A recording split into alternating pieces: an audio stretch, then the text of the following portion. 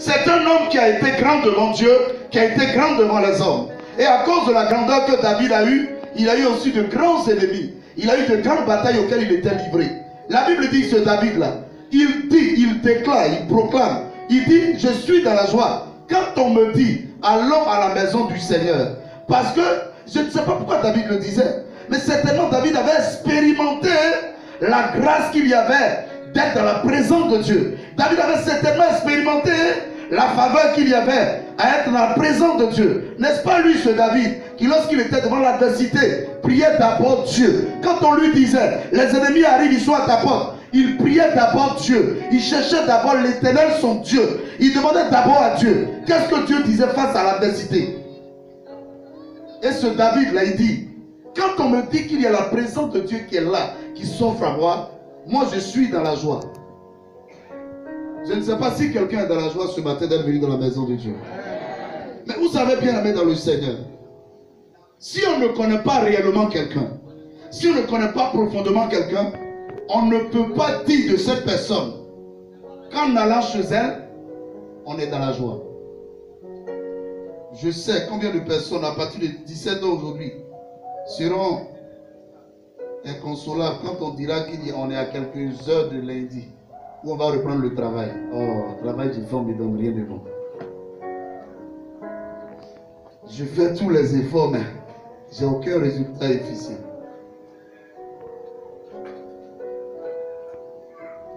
Et aussi le Seigneur sait quelles sont ces personnes-là qui, lorsqu'elles venaient ce matin, on dit encore à l'église, encore à l'église. C'est comme si c'était un faux signe. C'est comme si c'était une pression qu'elle se mettait à elle-même. Elles ne savent pas que le fait de venir dans la maison du Seigneur, c'est une grâce pour elle. Parce que vous savez, David, ce n'était pas n'importe qui. David avait vu la gloire, il avait vu la puissance de Dieu, il avait vu la force de Dieu. Mais David, là, il n'a jamais été aussi en joie que lorsqu'on lui disait la présence de Dieu est ouverte. L'endroit dans lequel on adore Dieu est disponible. Le culte commence à telle heure. Waouh, bien aimé dans le Seigneur. David avait expérimenté de grandes joies. Il avait expérimenté de grandes choses dans la vie, dans le monde, dans la royauté. Mais ce qu'il aimait le plus, c'était d'être dans la présence de Dieu. Parce que dans cette présence-là, David sait que quelle que soit sa situation, quand il y entrait, il ne pouvait pas ressortir la même personne. Je dis à quelqu'un ce matin, si tu aimes la présence de Dieu, toutes les fois que tu viens dans cette présence-là, jamais le Seigneur ne permettra que tu sortes tel que tu es venu. Jamais. Jamais. Jamais. Alors j'étais en train de te parler du lieu qui est favorable à l'exaucement. Dis à ton frère à côté de toi, l'église, la maison de Dieu, le temple du Seigneur, la présence de Dieu, comme celle que nous avons maintenant, est favorable à ton exaucement. Chapitre 21, le verset 13, la Bible dit, quand Christ s'est rendu compte que dans la maison de Dieu, il y avait le commerce qui s'y faisait, il y avait des pigeons qui s'y vendaient, il y avait des affaires qui s'y faisaient, qu'est-ce qu'il a fait? Il a renversé tout le tas, toute le tas. Il a renversé la marchandise. Il a dit, cette maison-là, ce n'est pas une maison de vandales. Ce n'est pas une maison de bandits, encore moins de brigands. Ce n'est pas une maison d'échange. Ce n'est pas une maison de troc, mais c'est une maison de prière. C'est dans cette maison-là que David était dans la joie de venir. C'est dans cette maison-là que David, dans la joie de venir, repartait toujours avec un exaucement. Donc cette maison-là, ce n'est pas une maison de banditisme. Ce n'est pas une maison de copinage. Ce n'est pas une maison d'hypocrisie. Ce n'est pas une maison où on se retrouve et puis on dit ce qui n'est pas vrai. Mais c'est une maison de prière. Prier à qui? Prier à Dieu. Bien aimé dans le Seigneur, toutes les personnes qui se disposent à chercher Dieu et à chercher Dieu dans sa maison, à implorer Dieu dans sa maison, à venir à la rencontre de Dieu, homme frère, j'ai jamais vu la vie de ces personnes-là être bloquée. Jamais. J'ai jamais vu la vie de ces personnes-là être une vie malheureuse, jamais. Même quand les hommes les ont considérés comme malheureux, eux, ils n'ont jamais été malheureux devant Dieu. L'homme le plus rejeté par sa famille, c'était qui? L'homme le mal aimé de sa famille, c'était qui? L'homme qui jouait le second rôle dans sa famille, c'était qui? C'était David. Mais quand un homme, David, peut dire en Somme 122, le verset 1, que je suis dans la joie, ça veut dire quoi? De là où j'étais hier dans ma famille, je sais ce que ce Dieu-là a fait pour moi, pour que je me retrouve là où je suis aujourd'hui. Donc moi, toutes les fois qu'on parle de lui, je suis dans la joie, parce que je sais que je vais encore expérimenter d'autres choses plus grandes que ce que j'ai déjà expérimenté avec lui. Amen. Si tu veux que le Seigneur te réponde, tu dois commencer à fréquenter de façon régulière et de façon constante la maison de Dieu. Quelqu'un m'a dit Amen. Quelqu'un m'a dit Amen, très bien. Daniel prie, il crie, et puis Daniel n'est pas entendu, Daniel n'est pas exaucé. Alors que Dieu entend la prière de Daniel, mais Daniel ne voit pas l'exaucement de Dieu dans sa vie. Pourquoi? Parce que le lieu sur lequel il était avait été dédié à des dieux perses, Mèdes. Le territoire dans lequel il était est un territoire contrôlé par les mystiques. Parce que le roi lui-même, il était mystique. C'était une nation païenne.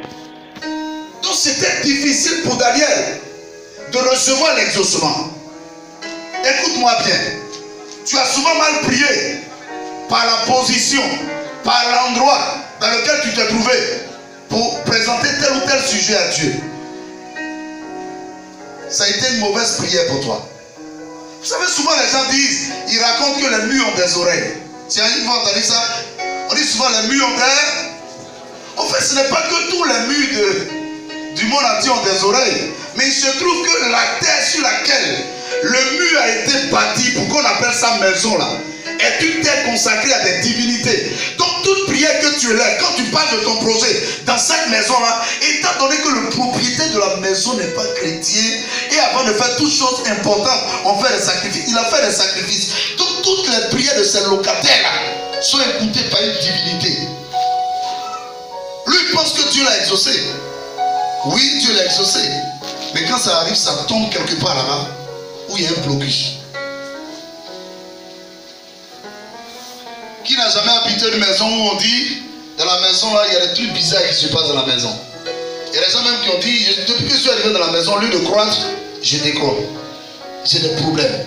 Tous les enfants tombent malades. Qui n'a jamais entendu ça? Bon, imagine-toi dans une maison dans laquelle tu te trouves. Et puis, ça ne va pas. Et ça ne va même pas du tout. Que tu te lèves dans cette maison, que tu cries à Dieu. Vous savez, Dieu lui il répond, hein. Dieu lui il répond. Mais l'ignorance de celui qui est en train de prier là peut l'amener à ne pas être exaucé par Dieu. Parce qu'à partir du moment où il prie, voilà pourquoi quand nous prions même en ce lieu là, nous prenons d'abord autorité. Parce qu'il y a des dieux qui règnent, il y a des autorités, des entités qui règnent sur le territoire de ce cas. On prend autorité. Alors que dans ce lieu là, rien d'autre ne s'y fait que si ce n'est la prière, la louange, l'adoration. Et malgré ça, avant de prier, nous prenons autorité. Maintenant, imagine-toi dans ta maison où souvent il arrive que toi et madame vous libérez. Ou quand ça sort de la bouche de madame, c'est grave.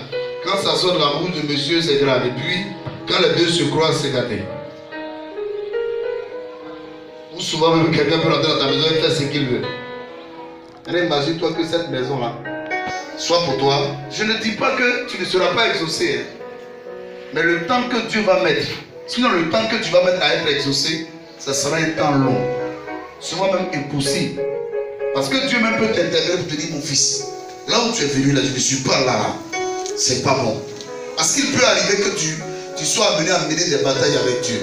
Hein, contre le diable. Il y a des batailles que Dieu te dit, il t'exhorte à ne pas mener. Quelqu'un m'a dit Amen. Il y a des endroits, par exemple, dans lesquels quand tu te trouves, Dieu ne te dit jamais combat.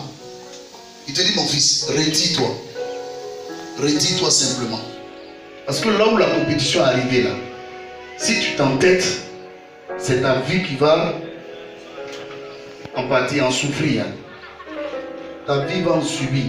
Donc, redis-toi. Voilà pourquoi les enfants de Dieu, normalement, ne doivent pas habiter les maisons comme ça. Normalement, ta maison doit être consacrée à Dieu. On doit verser de l'huile dans ta maison. L'huile d'olive dans ta maison. Mais souvent, on dit, bon, dans tous les cas, moi, j'ai prié pour ma maison. Ok. Mais souvent, il y a des gens que Dieu a choisis. Ils sont le pasteur.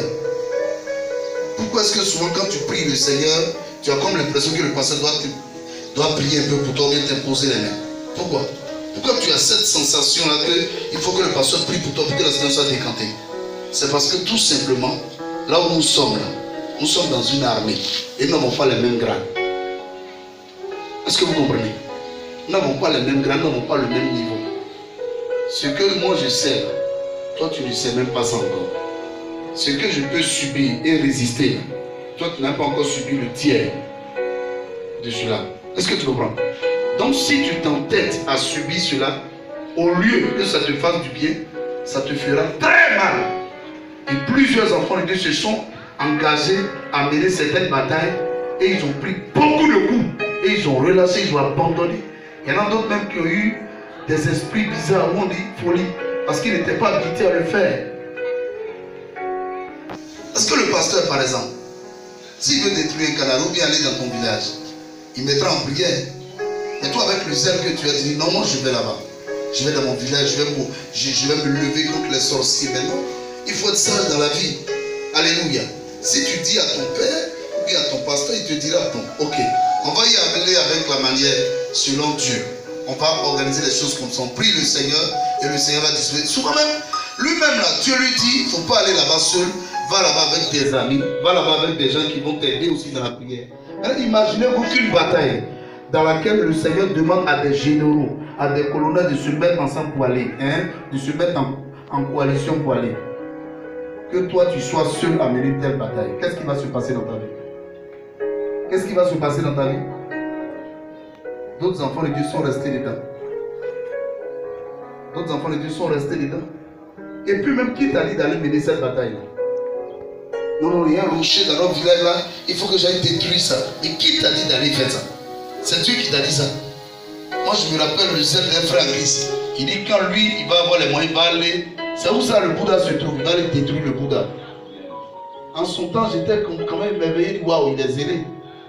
Mais aujourd'hui avec le temps j'ai dit attends, tu vas quitter dans ton pays ici pour aller détruire le Bouddha qui est dans le pays des gens. Ok, t'as pas de problème. Bien-aimé dans le Seigneur, je parle de l'exaucement que Dieu doit nous accorder. Jacques dit vous demandez et vous ne recevez pas. Parce que vous demandez mal. Dans l'optique de satisfaire vos passions. Et moi je vous dis ce matin que le lieu dans lequel nous nous tenons pour prier là, il est déterminant dans notre exaucement. Il est déterminant dans la réponse que Dieu nous accorde pour la prière que nous faisons.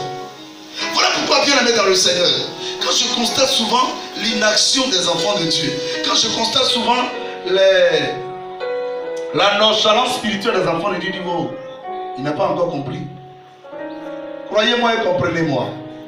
Si jamais tu n'as pas un engagement sérieux avec Dieu, si tu n'as pas une fréquentation constante de la maison de Dieu, si Dieu ne te connaît pas, il ne te voit pas dans sa maison, devant sa face, homme frère, il te sera difficile, voire même impossible, d'ordonner à une montagne de se déplacer et de la voir se déplacer.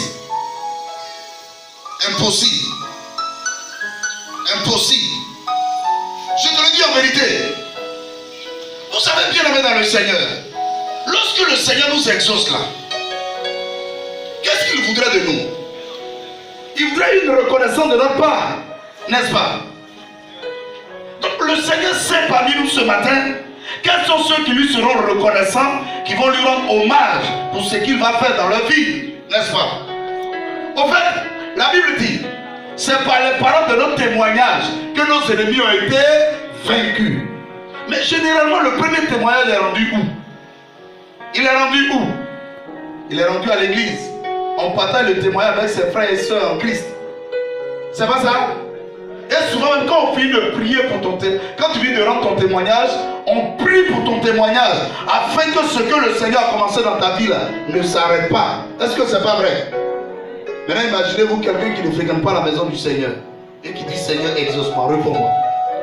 Réponds-moi favorablement, réponds-moi, Seigneur, interviens. Interviens, Seigneur, interviens. Il finit par regarder la télévision. Quelques minutes encore, oh, Seigneur, aide-moi, exauce-moi, réponds-moi, exauce-moi. On va supposer que le Seigneur lui répond. Vous savez, j'irai dedans, hein, je vais rentrer dans ce sujet-là. Dieu ne nous exauce pas pour notre plaisir. Il nous exauce pour sa gloire. Est-ce que quelqu'un m'a dit Amen? Parce que quand le feu de Élie, quand Élie demande au feu de descendre sur son holocauste, alors que le feu n'est pas descendu sur l'holocauste des prophètes de Baal, c'était pour la gloire de qui? C'était pour la gloire de qui? C'était pour la gloire de Dieu. Écoutez, dans l'exaucement que Dieu nous accorde là, ce n'est pas pour la gloire de nous-mêmes, encore moins pour la gloire de qui que ce soit, mais c'est pour la gloire de son nom. C'est